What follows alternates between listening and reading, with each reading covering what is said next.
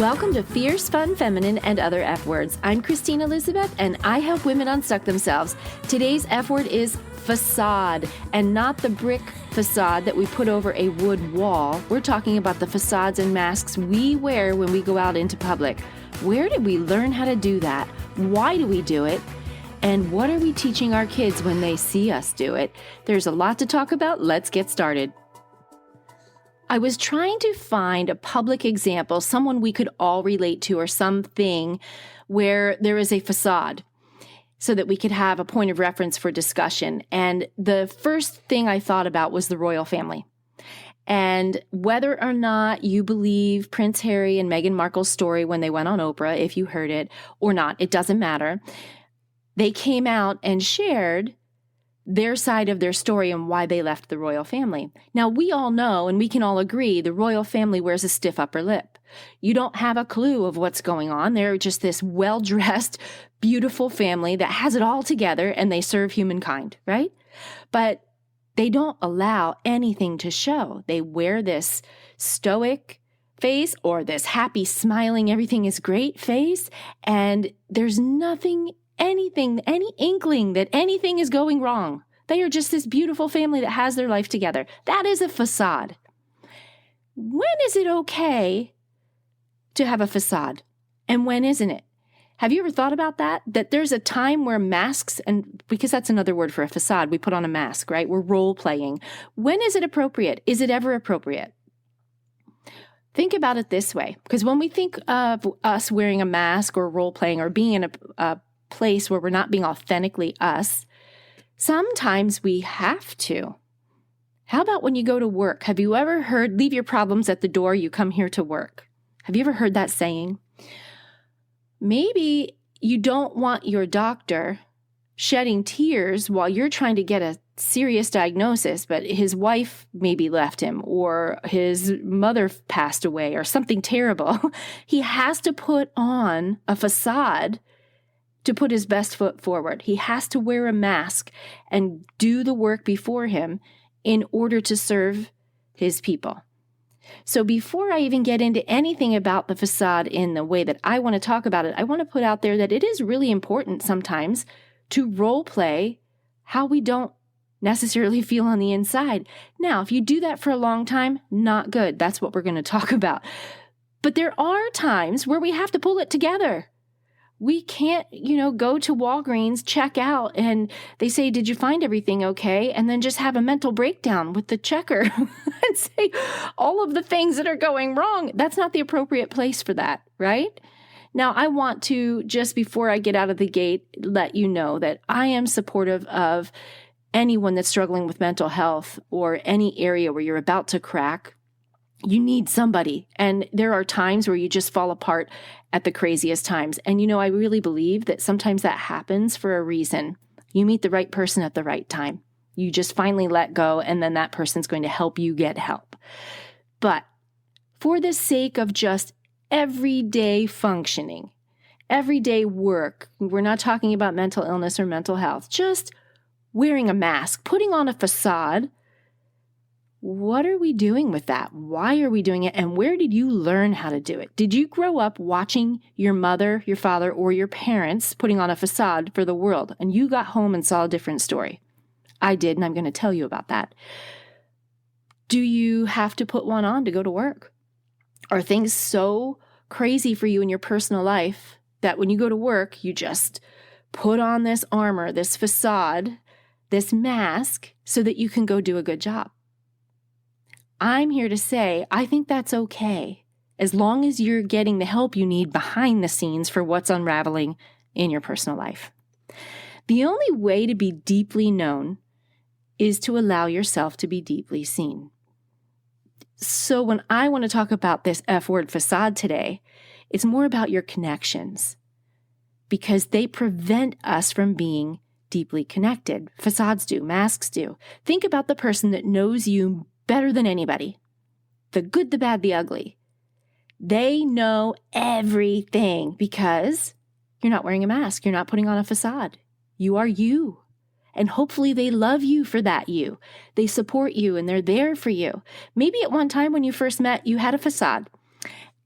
that's kind of what happens when we start dating, right? We have this image we put out there, and that's the honeymoon phase where that's all we can think about is this amazing person, or even a new friendship. Gosh, she's amazing. She's got, great friends. She drives a fun car. She has great energy, blah, blah, blah, all the good things, right? And then the more you get to know her, the more you realize, whoa, she's a real person. Or in your relationships, the more you get to know him, her, whoever, you realize, oh, they're not the perfect person that I thought they were. That's because the facade is coming down, right? Well, if you went out on a first date and the guy was fumbling over his words, telling you all the bad things in his life, not very attractive, right? The facade is necessary because it's a projection of who they really want to be. Think about it. So I'm kind of throwing a twist on this whole facade word, this mask word. Yes, it prevents us from having true deep connection, but it also shows who we really want to be, what we're striving for. So is it necessarily bad? Or is it feedback? Is it something that you can look at and go, wow, I put this out there and that's who they think I am. That's who I really want to be. So maybe I need to take steps to get there. So I want you to think about that this way. This episode is all self-reflection. I'll share some of my stories, but I'm trying to be thought-provoking as you move forward, and we're going into the second half of 2021, and I hope that you are making this a fantastic year, but I want you to finish the year strong in self-awareness and self-improvement. And facades and masks are part of it because integrity also comes through when we're wearing a mask or a facade, because if someone wears a mask or a facade all the time and never lets it down, you never get to know the real person. That's not very cool either, right? A facade is an outward appearance that is maintained to conceal a less pleasant or credible reality.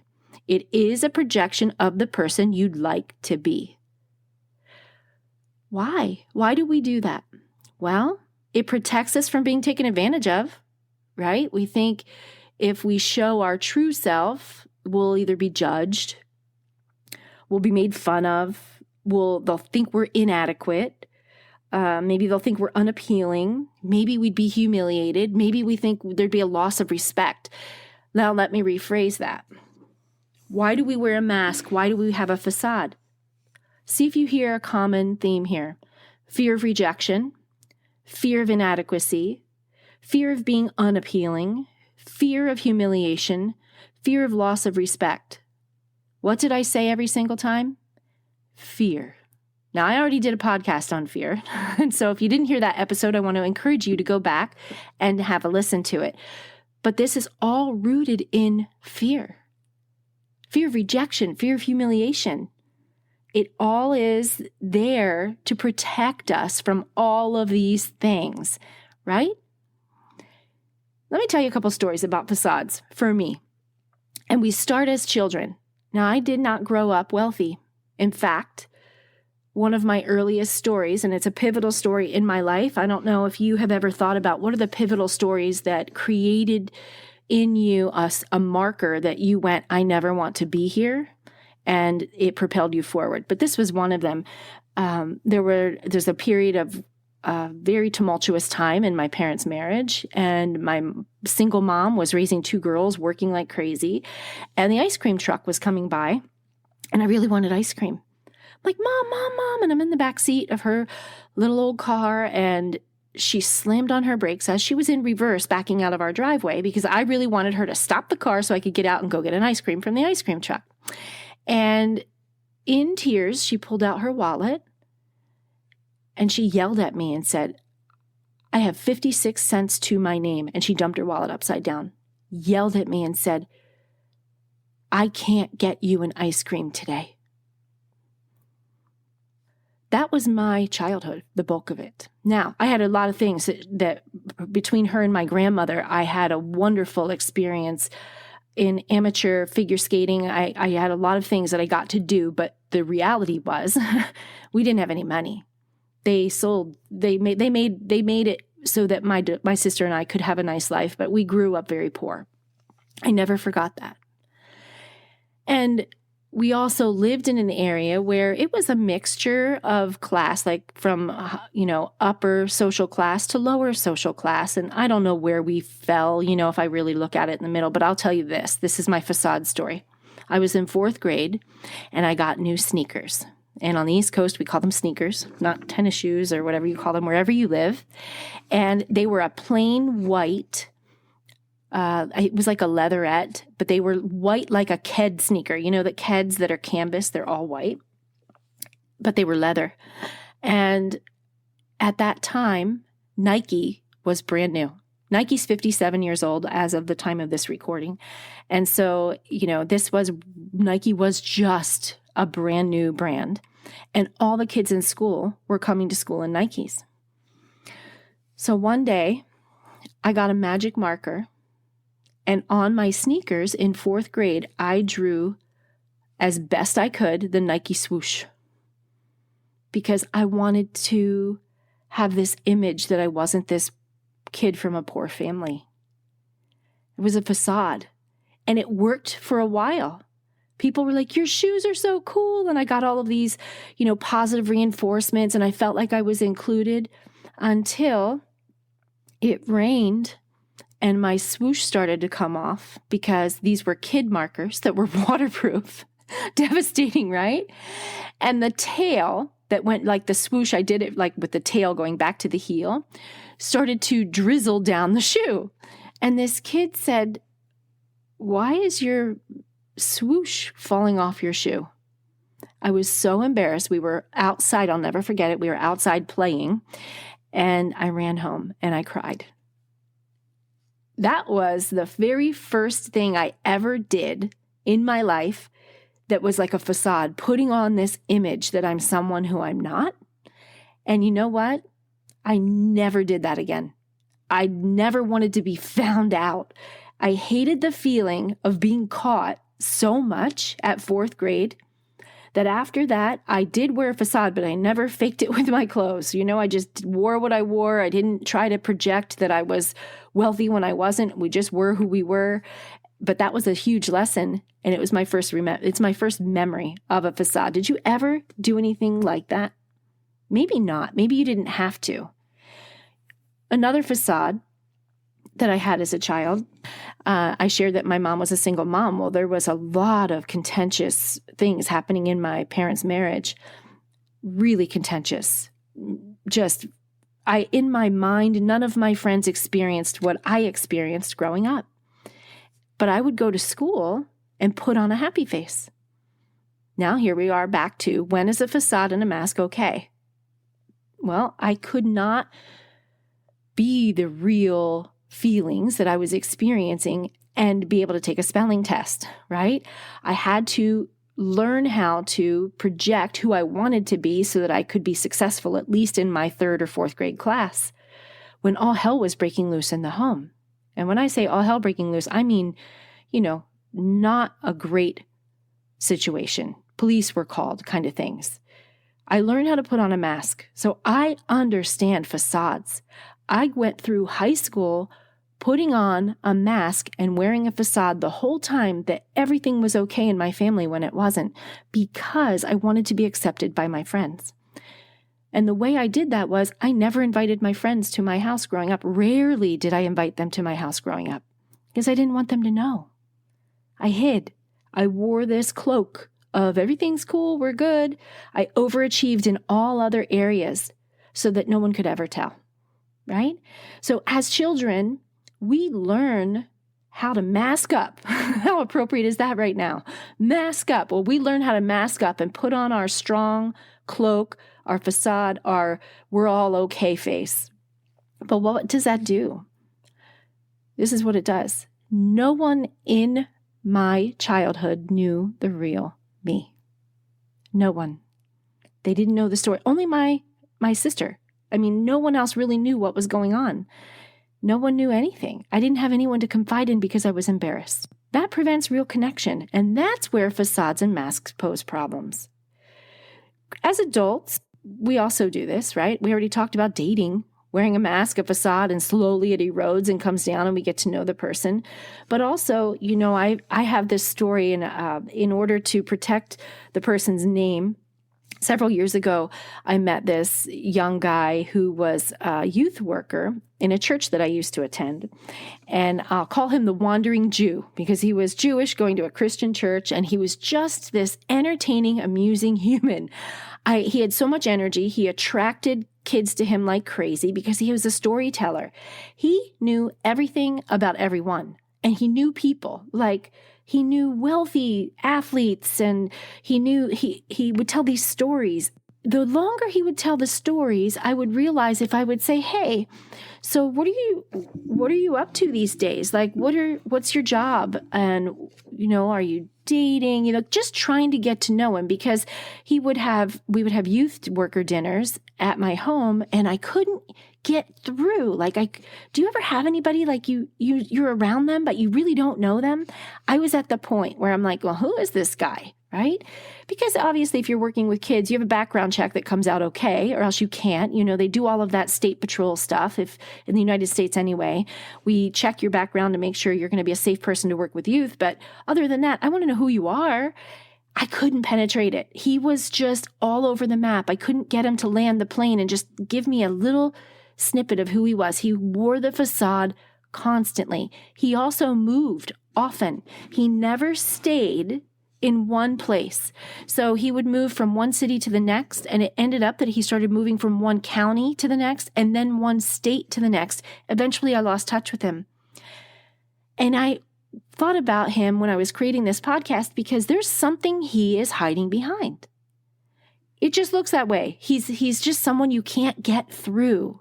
There's this constant facade of all these stories and all these experiences he has, but you can't really get into the nitty gritty because he won't let you. And he doesn't stay in one place because I think people that are really afraid to be seen for whatever their reason is, they are really afraid to be seen, and they move, they change jobs, they relocate because, oh my goodness, deep connections, they're going to know the real me. How about marriage facades? Here we go. Oh boy, do I have stories about this one. How about my parents? I already shared it. It got to the point where my parents did separate for 10 years, but even in that period, it was contentious. And so I learned at a young age how to be a child and wear a mask. And that's also how I learned to do it as an adult in my own marriage. And if you've listened to this podcast for any length of time, you know that I hit pause on a toxic marriage and I spoke my truth and I moved out of my family home because it wasn't going well. And my kids knew it wasn't going well. And it was not a facade as far as my children were concerned, but it was in our church. Ooh, there's some truth. And I'm not afraid to share it anymore. I am who I am, 100% authentic, real me. You get all of it. Because I learned prior to me speaking my truth to my spouse about how unhappy I was and that I needed to hit pause and create some space and distance, I learned that I needed to speak my truth and share it with someone else if I was going to find support and connection. And it started for me in a counselor's office and a best friend. If you don't have a best friend you can confide in right now and you have something that you just can't wear this facade anymore, find some mental counseling, find some mental health support. It's no longer a stigma. Like when I grew up and I was young, nobody did that. Now you have a personal trainer at the gym, you have a brain trainer in the counselor's office. That's really how I think of it. Take your brain to the gym. You're going to take your mental health to a counselor's office, find someone, or find a supportive friend who's not going to tell you what to do, but they're going to hear you. Let your guard down. That's the very first time I ever let my guard down with my closest friend outside of my marriage. There was something else that I wore a facade. Now, this one, a lot of people don't know. I am a chiropractor. I've done health and wellness coaching for years and years and years, and I've been a fitness person longer than a chiropractor. My first job was in fitness, and I've been in gyms teaching classes and doing all of those things my entire life. And I never liked my body. Ever. ever. Went down to a size 0, still hated it. It affected the intimacy in my marriage. It affected my vacations with my family because I didn't want to be in a swimsuit, even down to size 0. And I finally confided it in my very closest girlfriend. And she had no idea. You know why? Because the facade was, if you want to get healthier and lose weight, Christine can help you, and I can. I know exactly what it takes to get a woman to better health, to her ultimate best self. But for myself, I was wearing a facade. I was the size that a lot of people would aspire to be, but I still wasn't happy with me. It was a mask. And when I finally started speaking about it, I only spoke about it to her, but it really came out when my daughter developed an eating disorder. And I sat in counseling with her to overcome the mental health of her eating disorder. And eating disorders are not about body image, by the way. They're more about control. But my body image issues affected hers, and I wore a facade. And then she learned that she should do the same thing. And so we pass it on to our children. That's where I learned how to do it. I learned that my mom would put on her big girl shorts and she would go to work. And, she didn't share her dirty laundry with everybody. Still to this day, does not share on a real, authentic level with one person. And that is generational. I really believe, she's in the mature generation. We call it the mature silent generation. Usually, so those are, they're older than baby boomers. So they're up there, right? A lot of them are running our world right now. Think about it. Think about generationally, the people that are sitting in elected positions. They're usually that silent, mature generation. They're in their 70s and 80s. You don't share your personal stuff with people. You wear a stiff upper lip, right? The younger you go in generations, the more people are willing to drop the mask, drop the facade, and talk about their things. Just food for thought, something to think about. If you work in an area that's multi-generational, I don't know where you land from Gen Z to Gen Y to millennial to all of it. I don't know where you are, but the facades and the masks we wear change depending on what generation you're in or who raised you. I was raised by the mature, silent generation where you didn't talk about stuff. Maybe you were too.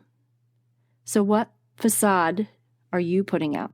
Our marriage facade, one of the biggest ones, was going to church. And we served in our church, both my husband and I, and had this picture perfect, ideal married life with a boy and a girl, 2 kids. I was serving in women's ministry. He was serving in financial stuff or planning, budgeting, I don't know, something like that. And, we would go in, get in the car to go to church, argue all the way there, sing, happy, clap our hands, hug people, say hi, get in the car. And we weren't even out of the parking lot where someone in the car was at the other person. And it was an argument. And it was That's a known thing. After I started talking about it, I realized we weren't the only family that did that. We would connect with these families that would do the same thing. And I'm like, oh, you guys do that too? And you realize, why do we go to this place of where we're supposed to be getting nurtured for our spirit, our body, our soul? And we put on this face of, we're good, everything's great. And you really secretly, or you just at that moment hate your spouse. I don't know if you can relate to it, but it's a facade. It's a true one. And the sad part of this can be funny. If you don't address it, it's not funny. But what's really not funny is, what are the children learning? What did we teach our kids by doing that? We taught them to do the same thing. So I've been very intentional after a deep dive in vulnerability and being authentic, a lot of Brené Brown, a lot of counseling, a lot of books that I read. There's another author I like to read named Adam Grant. He's from the Wharton School of Business, but he's brilliant when it comes to how we relate in the workplace, but how it also affects our personal life. And so if you would be interested in any of these topics, I would go to Brené Brown first. But I started getting more vulnerable with my kids. And I did that the year that I hit pause on my marriage and moved out. And I wanted them to know that, yes, you never saw your mom and dad argue, but you experienced the tension in the room, right? Well, when you weren't around, we were arguing. And so I let the mask off and I let them see the truth of what was happening. Now, my daughter at that time was a senior in high school. My son was 2 years older than her. And it was really crucial that I did that. And I'm going to share some really personal information here because I want to help you if you're listening. If you're in a position like that where, for example, I wore my mask in the marriage, my kids never knew anything was wrong. I did that because I learned how to do that growing up, right? Wore my mask, and my whole family and my upbringing was so contentious that you wear your mask. Well, I never wanted and my parents fought in front of us, so I grew up with that. I didn't want my kids to grow up with that. So I removed all of the arguing so they never saw it. So they knew there was tension, but they never knew what it was. They literally never saw their parents argue. And I was in counseling at the time, and the therapist gave me some information that I'm going to share with you. And I don't know if it will be right for you, but if someone's in this situation, maybe you can take it and use it. My children were young enough. They were young adults. And this therapist said, you have taught your kids that wearing a mask and not speaking your truth and not being authentic is okay.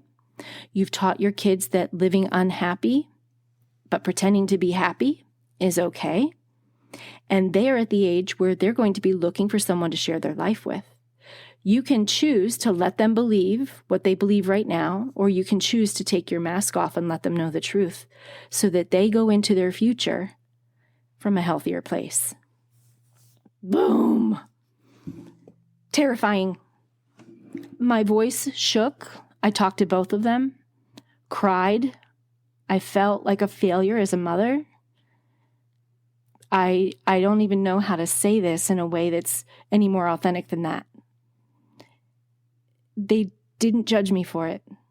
They received it. It was incredible. There was no anger. There was no, how dare you? There was none of that. It landed in a way. Now, this was with a counselor's help. Like, how do you talk to them? How do I do this, right?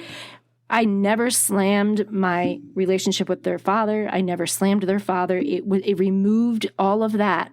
I kept it about me and why I did what I did.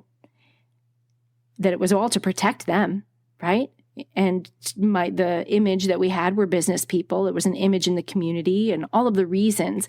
And then I went into why it wasn't helpful. And that's why I felt like I failed them, and I wanted to set them on a course in their adult life on a great trajectory, not one where they're in a facade all the time. So that's my personal story. We all have one. Yours might not be in your marriage. Yours might be in your job. Yours might be in a friendship.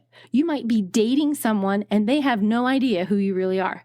And you like them so much, you're afraid to take the facade down because you're afraid of all of the things that I already mentioned, the judgment, the rejection, all of those things. I want to encourage you to be real in the place where you want to find the deepest connection, because that person is eventually going to be tired of not getting to know the real you. Or you're going to snap one day, because that's what happens. Living in a facade for a long time can lead to being overly anxious and snappy, and then you get anxious and depressed. So I don't want you to wear this mask for a long time. I want you to be real wherever it is. Now, maybe you go to work and you have your mask on at work and you're not connected with your coworkers and you don't want to be. Fine, don't worry about it. Those people don't have to be your best friends. But the people where you want to find connection deserve to know the real you. And let me ask you a question. Have you ever heard someone share their true story and just lashed out at them for it? No. You admire them. They usually are bringing tears to your eyes because they're choosing courage over comfort. They're telling you their story. They're letting you in. That's exactly how it's going to be for you. I'm working right now with some coaching clients. I do coaching for women, and it's all about their fitness, but also self-confidence, self-worth, empowerment. And some of the exercises I do with some women who are super shy, they have management positions high up, you guys, like you wouldn't even believe. Like these women are crushing it in the business world. But if they go to a meeting, they stand on the wall. They're a wallflower. They don't have a true sense of self-worth in themselves. When they go to a meeting, they wait to be called on, but they're running a whole business. Like they're basically running an entire unit of a business. But when it comes to, let's just be social in a social group, they can't pull it together because the mask of that job is off, right? So one of the things that I have them do, which is really kind of terrifying for a lot of people, an exercise, I just say, I want you to post a video on your social media, pre-recorded, so you can do as many takes as you want, but I want you to go out there and I want you to say, I'm doing this video because my life coach is making me. I'm working on overcoming my shyness or overcoming, self-confidence, whatever it is that they're overcoming. And I'm really nervous. I give them the entire script to say, I'm really nervous because this is not my comfort zone. And that's all. Thank you for being here. Have a great day. Bye. They click end on the video. All they have to do is post that. You would think that wouldn't be too hard, right? These people are in incredible positions in the workforce. They're boss babes. Ask them to do something like that, they crumble because their facade changes, because they have this image of, I've got this together. I know how to run spreadsheets and budgets and all these things, but when it comes to myself, forget about it. That's a facade. And would you do it? Is that something you would ever do? Are you struggling with that?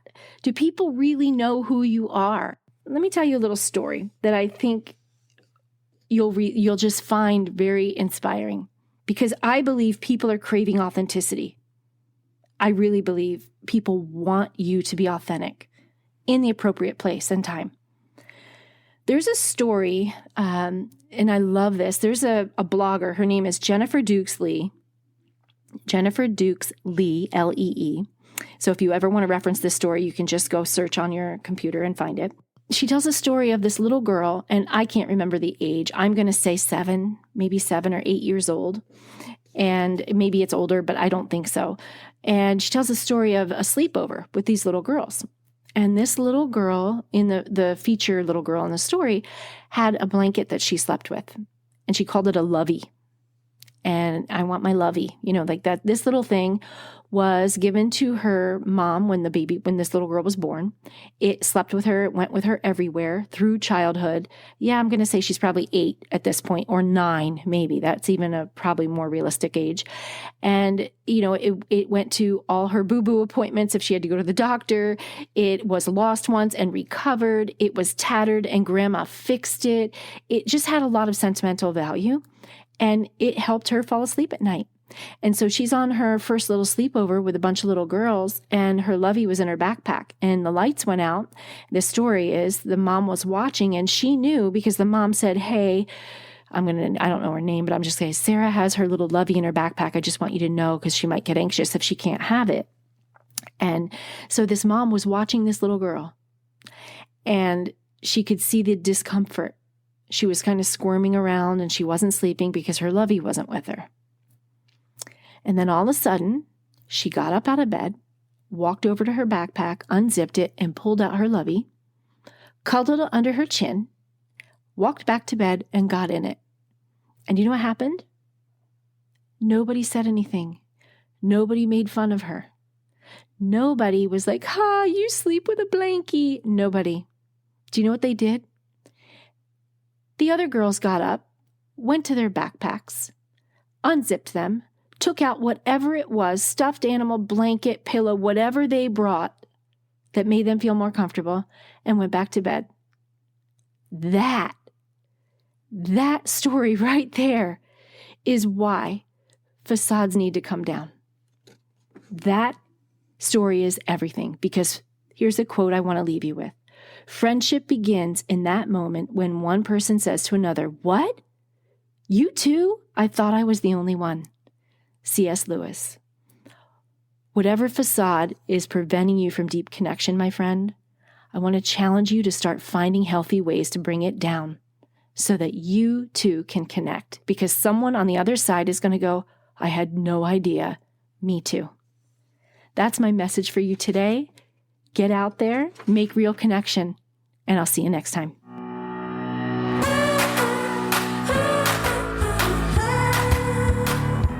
I live for this stuff. I live for authenticity. I live for saying what's real. I don't know if it comes with my age now. Maybe that's what it is, but I love to inspire and encourage women to live at their best self. And facades and the truth about what is around a facade and wearing masks is a big piece of that. So I hope you found something in this episode that inspired you, encouraged you to level up your life. Feel free to share it with someone that may need to hear it. And don't forget to hit subscribe so that you get notified when the next episode goes live. Until next time, have a fierce, fun, feminine, and fabulous day.